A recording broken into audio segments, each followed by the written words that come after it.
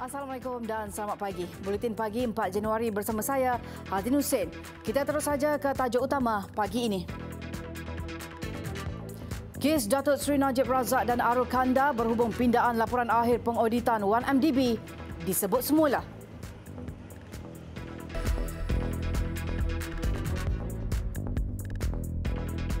Assalamualaikum dan salam sejahtera. Petronas telah mengaktifkan pasukan respons kecemasan berikutan kemudahan aset luar pesisir miliknya di semenanjung negara dilanda ombak tinggi dan angin kencang berikutan ribut tropika Pabuk. Setakat ini keadaan terkawal dan kesemua kaki tangannya selamat. Dalam satu kenyataan, Petronas memaklumkan keutamaan mereka adalah keselamatan kesemua kaki tangan. Tersebar di media sosial video angin kencang disertai ombak besar akibat ribut tropika Pabuk melanda sebuah pelantar minyak di perairan Terengganu. Keadaan ini menyebabkan beberapa pekerja pelantar yang dijadualkan pulang ke darat terkandas.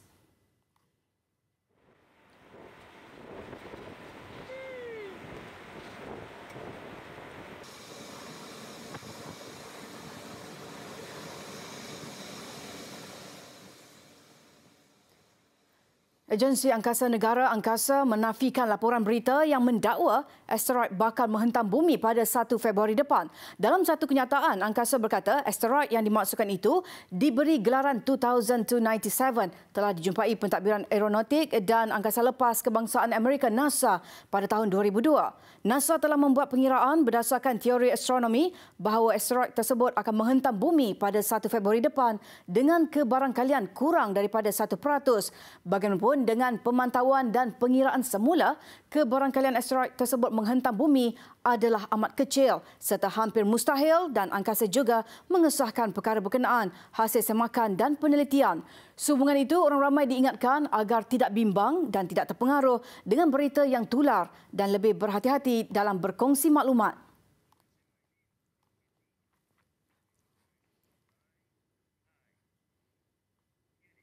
Baik, kes bekas Perdana Menteri Datuk Seri Mohamed Najib Tun Razak dan bekas Ketua Pegawai Eksekutif Kumpulan One Malaysia Development Berhad 1MDB Arul Kanda Kandaswamy berhubung pindaan laporan akhir pengauditan 1MDB akan disebut semula di Mahkamah Session Kuala Lumpur pagi ini. Dan untuk perkembangannya, kita terus bersama wartawan Siti Khadijah Jaafar di lokasi. Katie, kalau boleh kongsikan perkembangan terkini di sana, silakan. Ya benar, Mahkamah Session pada pagi ini akan mendengar sebutan semula kes yang membabitkan bekas Perdana Menteri Datuk Seri Mohamed Najib Tun Razak dan juga bekas Ketua Eksekutif Syarikat 1MDB iaitu Arul Kanda Kandaswamy pada pagi ini, yang mana Arul Kanda telah pun tiba di sini jam 8.10 pagi tadi, manakala Datuk Seri Najib jam 8.50 pagi tadi, dan saya difahamkan kes akan bermula pada bila-bila masa, namun baru saja dalam 3 minit sebelum saya berlintas langsung ini, kelihatan kelibat Datuk Seri Najib baru saja keluar bersama dengan para pegawai beliau, tapi saya tak ada apa-apa maklumat lagi pun berkenaan dengan apa perkembangan semasa yang berlaku di dalam mahkamah ketika ini. Namun difahamkan kes bila-bila masa sejak akan bermula. Dan kalau diikutkan pada 12 Disember lepas, kalau kita imbas kembali apa yang terjadi berkenaan dengan kes ini, yang mana pertuduhan dibacakan pertama kali terhadap dua individu ini, dan kedua-dua mereka, Datuk Seri Najib dan Arul Kanda, mengaku tidak bersalah dan minta dibicarakan ketika pertuduhan dibacakan secara berasingan di hadapan Hakim Azura Alwi dan Rozina Ayub, yang mana mengikut pertuduhan Datuk Seri Najib didakwa menggunakan jawatannya untuk mendapatkan suapan bagi dirinya, iaitu perlindungan daripada tindakan yang bersifat tata tertib sivil atau jenayah berkaitan dengan 1MDB, dengan mengarahkan laporan akhir bagi pengauditan 1MDB yang ketika itu sedang disediakan dipinda sebelum laporan berkenaan dimuktamadkan seterusnya dibentangkan kepada Jawatankuasa Kira-kira Wang Awam Negara PAC. Kesalahan itu didakwa dilakukan di Kompleks Jabatan Perdana Menteri Pusat Pentadbiran Kerajaan Persekutuan Putrajaya antara 22 Februari sehingga 26 Februari 2016, yang mana pertuduhan dikemukakan mengikut Seksyen 23/1 Akta SPRM 2009 yang boleh dihukum dihukum di bawah Seksyen 24-1 Akta Sama. Manakala Arul pula didakwa bersubahat dengan Datuk Seri Najib untuk mendapatkan suapan berhubung kesalahan sama pada tempat dan tarikh yang sama juga. Yang mana pada prosiding pertuduhan bulan lalu, kedua mereka ini dikenakan ikat jamin RM500,000 yang mana perlu dibayar pada hari yang sama. Seterusnya, mahkamah menetapkan hari ini untuk sebutan semula kes ini. Dan itu sahaja dulu perincian ataupun maklumat yang boleh saya kongsikan sehingga setakat ini. Kembali semula dengan Hazlin di Sri Pentas Muhammad. Baik, Katie, terima kasih untuk laporan anda di sana.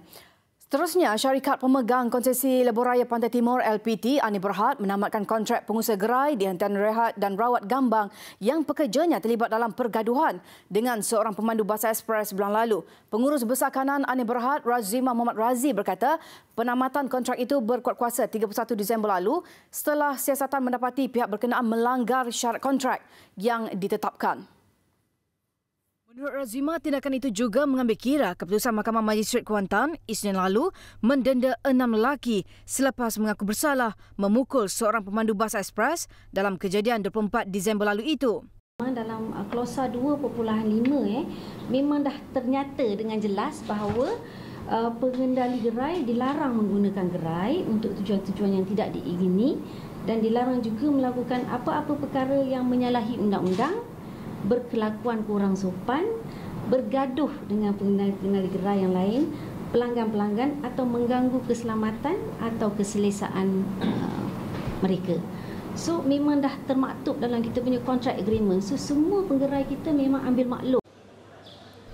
Tambahnya, tindakan tegas itu dilakukan sebagai pengajaran kepada pengusaha lain supaya lebih berhati-hati menjalankan perniagaan. Bagi mengelak kejadian sama berulang, Ani Berhad akan menganjurkan latihan kepada pengusaha dan pekerja mengenai perkhidmatan berhemah dan mesra pengguna. Usaha menambah baik ciri-ciri keselamatan termasuk memasang kamera litar tertutup CCTV di kawasan rehat dan rawat di sepanjang lebuhraya kendalian syarikat konsesi berkenaan akan dilakukan. Bagi mengatasi tindakan pengguna, khususnya pemandu bas memboikot hentian terbabit, syarikat konsesi LPT1 sudah dan akan berbincang dengan beberapa syarikat pengangkutan awam mengenai masalah terbabit. Hingga kini jumlah pengguna lebuhraya yang berhenti di RNR Gambang susut lebih 50% selepas visual pergaduhan terbabit tular. Keadaan itu menyebabkan pendapatan 31 peniaga terjejas dan kemungkinan memberi kesan kepada kira-kira 90 pekerja mereka. Perniagaan kami memang terlalu merosot. Jadinya terkesan pada peristiwa yang tu. Jadi penggerai yang terlibat pun dah terima hukuman. Jadi kami berharap peniaga, pelanggan datang semula ke RNR Gambang kami.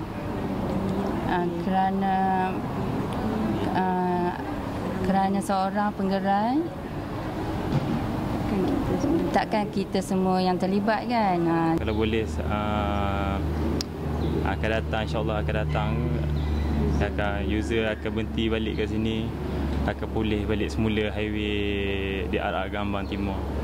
Itulah harapan saya lah untuk customer. Kalau boleh customer jangan boikot lah dekat RNR Gambang Timur ni.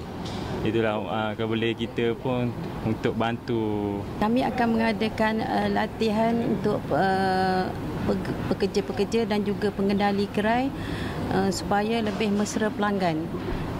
Iaitu akan mengadakan latihan kalau boleh sebulan sekali ke supaya tak terjadi lagi peristiwa yang telah berlaku tempoh hari.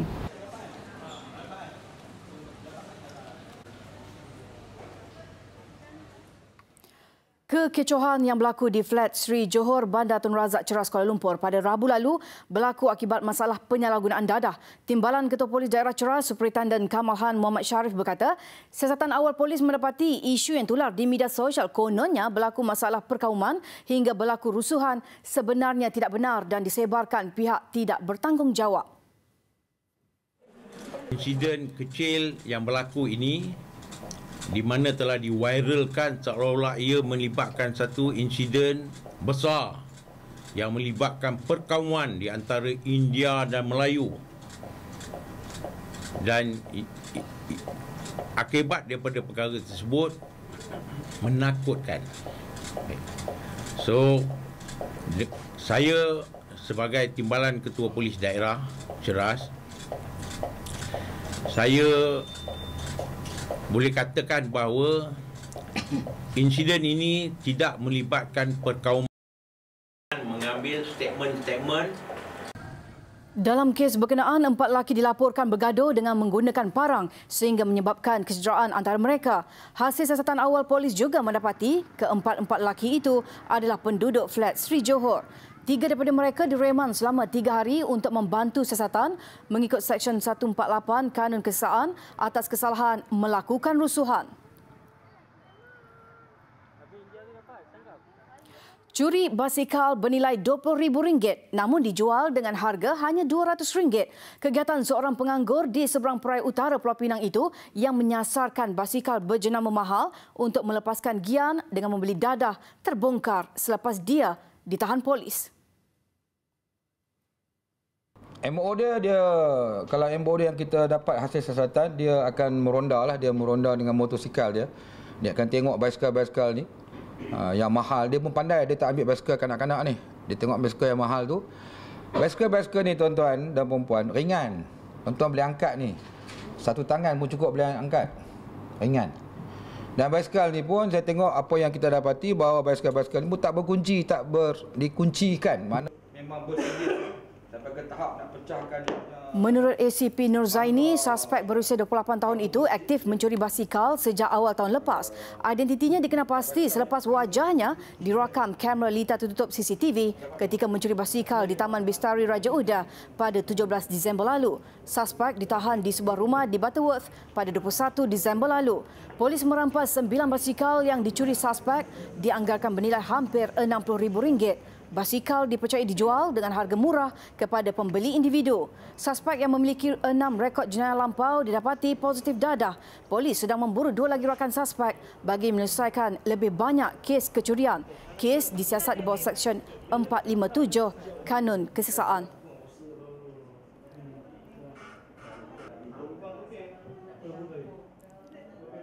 Pemecatan 25 imam Qariah di Perlis bukan dilakukan kerana mereka membaca doa kunut dan zikir kuat selepas solat fardu. Sebaliknya, kerana faktor usia dan masalah disiplin. Mufti Perlis, Datuk Dr. Muhammad Asri Zainal Abidin berkata, majoriti imam yang ditamatkan perkhidmatan itu berusia antara 61 hingga 68 tahun menyebabkan mereka melebihi had umur ditetapkan. Tambah beliau, terdapat beberapa imam muda turut ditamatkan perkhidmatan atas faktor tertentu yang ditetapkan Majlis Agama Islam dan Adat Istiadat Melayu Perlis (MAIPS). Jelasnya, ia adalah peraturan yang sudah ditetapkan dalam enakmen negeri dan jika masih ada yang menjadi imam meskipun sudah terlebih umur, itu adalah kuasa MAIPS yang menentukannya atas faktor budi bicara. 3-4 orang tidak berpuas hati. Itu mungkin ada soal family dan parti dan saya tidak boleh menanti. Ajar masjid bermain politik. Dia hanya pilih penceramah politik. Kerana dia jawatankuasa imam itu dicondong pada parti tertentu, dipilih penceramah-penceramah yang buat kaki macam tu. Mereka mesti berhenti kalau kita nak bersihkan Perlis daripada permainan politik agama dalam masjid. Menurutnya, terdapat juga imam muda yang dipecat daripada kalangan 25 imam terbabit mempunyai masalah disiplin. Mereka dipecat kerana cenderung membawa isu kepartian politik ke dalam jawatankuasa masjid. Ini boleh dilihat apabila mereka menjemput penceramah yang cenderung dalam politik hadir memberi ceramah dalam masjid kerana semua pihak sudah sedia maklum bahawa masjid mesti bersih dari politik. Beliau sebelum itu menghadiri kuliah khas di Masjid Alwi Kangar malam tadi. Sebelum ini dilaporkan seramai 25 imam Qariah sekitar Perlis dipecat manakala lebih 10 lagi ditukarkan ke Qariah lain tanpa alasan melalui surat yang dikeluarkan Jabatan Agama Islam dan Adat Istiadat Melayu Perlis berkuat kuasa pada Selasa lalu. Perbincangan antara Kerajaan Negeri Sarawak dengan Petronas mengenai isu petroleum akan diteruskan. Ketua Menteri Sarawak, Datuk Patinggi Abang Johari Tun Openg berkata, Perdana Menteri Tun Dr. Mahathir Mohamad bersetuju dengan perkara itu yang dicadangkan Menteri Hal Ehwal Ekonomi, Datuk Seri Muhammad Azmin Ali pada mesyuarat jawatankuasa khas Kabinet 17 Disember lalu. Tambah beliau, ini disebabkan pihak Petronas telah mengambil langkah berhati-hati berikutan minat Sarawak untuk mengambil bahagian dalam aktiviti hiliran dan huluan industri minyak dan gas di negeri itu. Jelas beliau, semasa mesyuarat pada 17 Disember lalu, Menteri Kewangan Lim Guan Eng telah menyampaikan pandangan bahawa cukai jualan yang dikenakan ke atas produk petroleum bermula 1 Januari lalu adalah tidak wajar. Namun kerajaan negeri telah menegaskan bahawa ia adalah hak negeri Sarawak dan ia dilaksanakan di bawah Perlembagaan Persekutuan Perkara 95C dan Jadual ke-10. That is our right to impose sales tax under our constitution. But if it is not competitive, then the federal government can recalibrate the tax structure because they also impose petroleum income tax, which is about 38%. What they can do is they can reduce the tax. Katanya lagi, peratus cukai yang lebih tinggi boleh dikenakan, tetapi Kerajaan Negeri Sarawak turut mempertimbangkan suasana ekonomi semasa.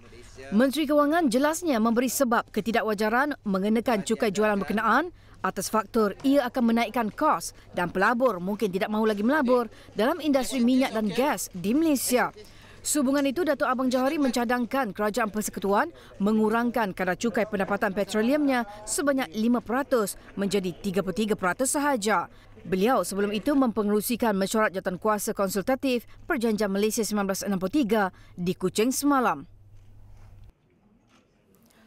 Jabatan Perikanan Kedah merampas 153 unit bubu naga, 5 unit pukat pari dan 2 buah bot bernilai 1.3 juta ringgit hasil operasi selama 3 hari di Kuala Sanglang, Sungai Baru dan Jelun, Kedah. Pengarahnya Abdul Halim Mazuki berkata, operasi dilakukan berdasarkan maklumat dan risikan yang dilakukan dalam usaha jabatan itu untuk melindungi sumber hasil laut negara.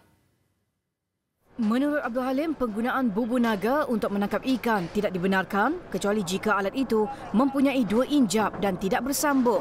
Ini kerana bubu naga juga mampu menangkap ikan kecil yang dikuatiri boleh menjejaskan ekosistem spesies ikan terancam.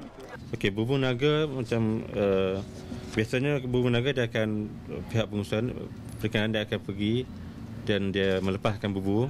Kemudian setelah lepaskan bubu, dia akan baliklah. Dia akan balik the next day ataupun petang tu dia akan pergi angkat hasil tu dan tinggal balik.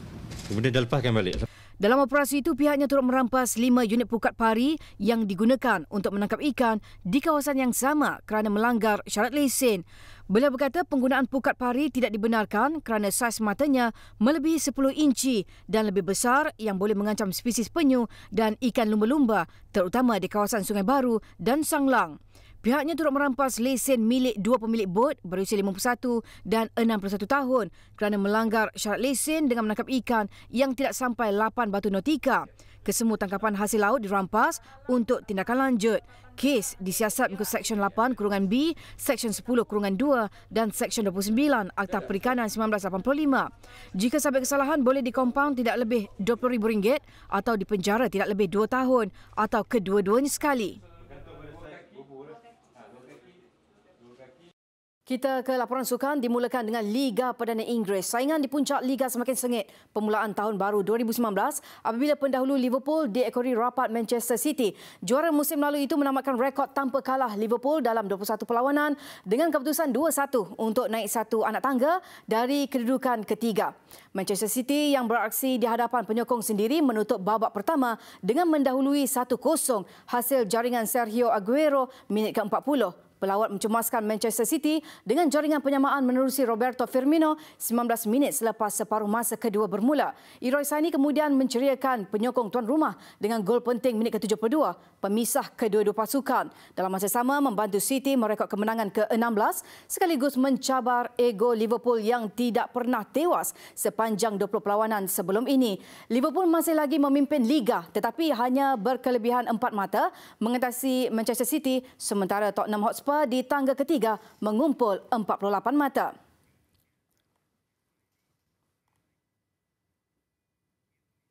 Liga Hoki Malaysia MHL merebut Piala P. Alagendra. Pasukan UniKL Maybank dan Terengganu Hoki Team THT menempah tempat ke separuh akhir selepas menewaskan lawan masing-masing pada aksi suku akhir yang berlangsung di Stadium Nasional Bukit Jalil semalam.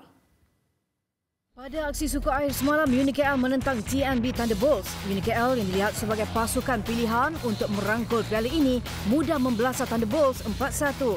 Gol pertama UniKL hadir pada minit ke-7 menerusi jaringan pukulan sudut penalti Najmi Farizal Jazlan. Hanya 3 minit kemudian, jaringan Padang Farhan Zain menggandakan jaringan UniKL. Selesa 2-0, UniKL tidak berhenti setakat itu. Minit ke-28, giliran Razi Rahim menyempurnakan pukulan sudut. Dan hanya dalam tempoh 3 saat sahaja, gol keempat UniKL menyusul hasil gol Padang Hafiz Zainul. Thunderbolts gagal menemui rentak permainan, namun minit ke-54, gol Sagahati diperoleh hasil jaringan Aminuddin Zain. Pada perlawanan lain, Maybank menewaskan UiTM 2-1 menerusi penentuan shootout, manakala THT menundukkan Nur Insafi 3-1.